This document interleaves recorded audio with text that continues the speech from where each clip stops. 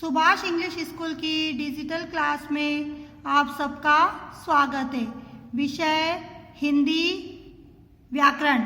तो बच्चों, आज हम निबंध के बारे में पढ़ेंगे। आप जानते हो कि हम कौन से देश में रहते हैं? भारत देश में।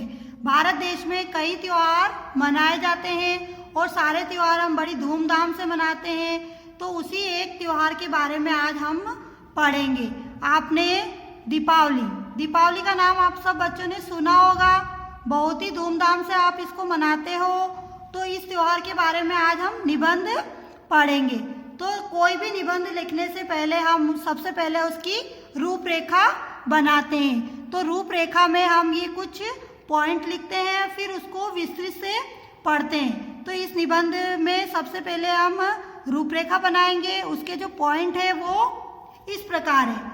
सबसे पहला पॉइंट है हमारा प्रस्तावना। इसके अंतर्गत ये बताया जाता है कि ये क्या है, ये त्योहार कैसे क्या है, इसको कैसे मनाते हैं, इस प्रकार से इसमें बताया जाता है। हमारा दूसरा पॉइंट है दीपावली कब क्यों मनाई जाती है। तो इसके बारे में इस पॉइंट में विस्तृत से बताएंगे। अगला है दीपोत्सव मनाने की तैयारियां। तो इस उत्सव को मनाने से पहले क्या क्या तैयारियां की जाती है उसके बारे में इसमें हम बताएंगे। अगला है उत्सव यानी कि यह त्योहार कैसे मनाया जाता है, कब तक मनाया जाता है, इसके बारे में इस पॉइंट में हम लिखेंगे। अगला है उपसंहार। ये सबसे लास्ट में लिखा जाता है, उपसंहार। अब हम इस निबंध का सबसे पहला पॉइंट पढ़ेंगे, प्रस्तावना। तो आपको भी जब आप निबंध लिखते हो तो आपको इस प्रकार से ही लिखना है। पहले ये सारे पॉइंट लिखना है, फिर उसके बाद एक एक पॉइंट को आपको विस्तृत में लिखना है। तो पहला पॉइंट है इसका प्रस्तावना, कि प्रस्तावना क्या होती है। तो प्रत्येक समाज त्योहारों के माध्यम से अपनी खुशी एक साथ प्रकट करता है। हिंदुओं के प्रमुख त्योहार है होली, रक्षाबंधन, दशहरा और दीपावली। इनमें से दीपावली सबसे प्रमुख है। यह त्योहार दीपों का पर्व होने से हम सभी का मन अलौकिक करता है। आप देखते हैं कि दीपावली पर बहुत सारे दीप जलाए जाते हैं, इसीलिए इसे दीपावली के नाम से भी जाना जाता है। हम जिस समाज में रहते हैं, हम जिस देश में रहते हैं, वहाँ पर बहुत सारे त्योहार मनाए जाते हैं। और हिंदुओं के जो प्रमुख त्योहार है वो है होली, रक्षाबंधन, दशहरा और दीपावली। तो हम दीपावली के बारे में इसमें विस्तृत से पढ़ेंगे। हमारा अगला पॉइंट है दीपावली कब और क्यों मनाई जाती है। तो हम इसमें देखेंगे कि दीपावली क्यों मनाई जाती है, कब मनाई जाती है, इसके बारे में इसमें हम पढ़ेंगे। यह त्योहार कार्तिक माह की अमावस्या के दिन मनाया जाता है। अमावस्या की अंधेरी रात जगमग दीपों से जगमगाने लगती है। इस दिन भगवान राम 14 वर्ष के वनवास के बाद अयोध्या लौटे थे। इस खुशी में अयोध्या वासियों ने दिए जलाकर इनका स्वागत किया था। इन सभी कारणों से हम दीपावली का त्योहार मनाते हैं। तो ये त्योहार कब मनाते हैं? कार्तिक मास की अमावस्या के दिन यह त्योहार मनाया जाता है। ये अमावस्या की जो अंधेरी रात होती है उसमें सब जगह दीपक जलते हैं और इन दीपकों की रोशनी से पूरा संसार जगमगाने लगता है। यह त्योहार कब मनाते हैं हम? इस दिन जो भगवान राम थे वो रावण का नाश करके 14 वर्ष के बाद वनवास से लौटे थे। कहाँ पर लौटे थे? अयोध्या में लौटे थे। इसीलिए अयोध्या वासियों ने उनका स्वागत दीपों से किया था। इस कारण इसे दीपावली का त्योहार कहा जाता है। अगला पॉइंट है दीपोत्सव मनाने की तैयारियां। तो इस उत्सव को मनाने से पहले कौन कौन सी तैयारियां की जाती है?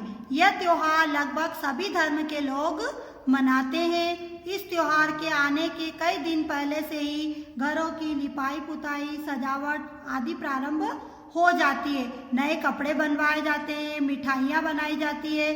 तो इस त्योहार के आने से पहले हम कितनी सारी तैयारी करते हैं। सब अपने अपने घरों की साफ सफाई, लिपाई पुताई करवाते हैं, उसको अच्छे से सजाते हैं। वो उस दिन पहनने के लिए नए कपड़े पहले से ही बनवा लिए जाते हैं। सब कई तरह की मिठाइयाँ बनाते हैं। अगला है उत्सव।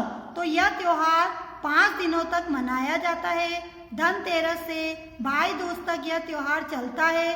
अमावस्या के दिन लक्ष्मी जी की पूजा की जाती है, नए कपड़े पहने जाते हैं, फुलझड़ी पटाखे छोड़े जाते हैं, असंख्य दीप जलाए जाते हैं, दुकानों, बाजारों और घरों में सजावट की जाती है। दीपावली के दूसरे दिन लोग एक दूसरे के गले लगकर शुभकामनाएं देते हैं। लोग छोटे बड़े, अमीर गरीब का भेद भूलकर आपस में मिलजुल कर यह त्योहार मनाते हैं। तो हम देखते हैं कि यह त्योहार 5 दिन तक मनाया जाता है, धनतेरस से लेकर भाई दूज तक। धनतेरस के दिन से यह त्योहार मनाया जाता है जो भाई दूज तक, धनतेरस, फिर रूप चौदस, फिर दीपावली, अमावस्या के दिन दीपावली मनाई जाती है, फिर भाई दूज गोवर्धन पूजा की जाती है, उसके अगले दिन फिर भाई दूज तक यह त्योहार मनाया जाता है। जो अमावस्या का दिन होता है उस दिन हम लक्ष्मी जी की पूजा करते हैं, नए कपड़े पहनते हैं, फुलझड़ी और पटाखे छोड़ते हैं और बहुत असंख्य मात्रा में हम दीप जलाते हैं। हम देखते हैं कि हमारे चारों तरफ दीप जले हुए हमें दिखाई देते हैं। दुकानों, बाजारों और घरों में भी हम इस सजावट करते हैं। और जो दीपावली का दूसरा दिन होता है उस दिन लोग एक दूसरे के घर जाते हैं, उनसे गले मिलते हैं और उन्हें दीपावली की शुभकामनाएं देते हैं। यह एक ऐसा त्योहार है जहां हम छोटे बड़े, अमीर गरीब का भेदभाव भुलाकर हम आपस में मिलजुल कर यह त्योहार मनाते हैं। अगला है उपहार। दीपावली का त्योहार सभी के जीवन को खुशी प्रदान करता है, लेकिन हमें इसे मनाने में कुछ सावधानियां रखनी चाहिए। जैसे पटाखे छोड़ते समय सावधानी रखनी चाहिए, कहीं हमारा हाथ जल ना जाए, कुछ नुकसान ना हो जाए, इसलिए हमें इसे पटाखे छोड़ते समय बहुत ही सावधानी रखनी चाहिए।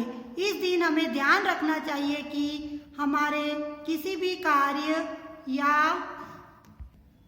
व्यवहार से किसी को भी दुख ना पहुंचे, तभी दीपावली का त्योहार मनाना सार्थक होगा। हमें इस दिन किसी को भी दुख नहीं पहुंचाना चाहिए, हमें ऐसे कटु वचन किसी को भी नहीं बोलना चाहिए, ऐसा कोई भी कार्य नहीं करना चाहिए जिससे कि किसी को दुख पहुंचे या किसी को हानि हो। अगर हम सुख शांति से यह त्योहार मनाएंगे तभी यह त्योहार मनाना हमारे लिए सार्थक होगा। तो बच्चों, आप इसमें देख रहे हो कि दीप का चित्र बना रखा है, फुलझड़ी, अनार, चक्री वगैरह ये सब आप लोग भी छोड़ते होंगे, दीप इस तरह से जलाते होंगे। और ये जो पटाखे, फुलझड़ी है, अनार है, चक्री है, ये सब आप छोड़ते होंगे। तो आपको इस निबंध को लिखने के साथ साथ आपको ये चित्र भी बनाने हैं। और मैं आशा करती हूँ कि आपको ये दीपावली का निबंध अच्छे से समझ में आया होगा। और इसके अलावा भी आप अपने मन से भी इसमें लिख सकते हो, लेकिन जो पॉइंट आप लिखोगे वो यही वाले पॉइंट आपको इसमें लिखना है। और इस तरीके से आपको ये चित्र भी बनाने हैं। इसके अलावा भी आप और भी चित्र इसमें बना सकते हो। धन्यवाद।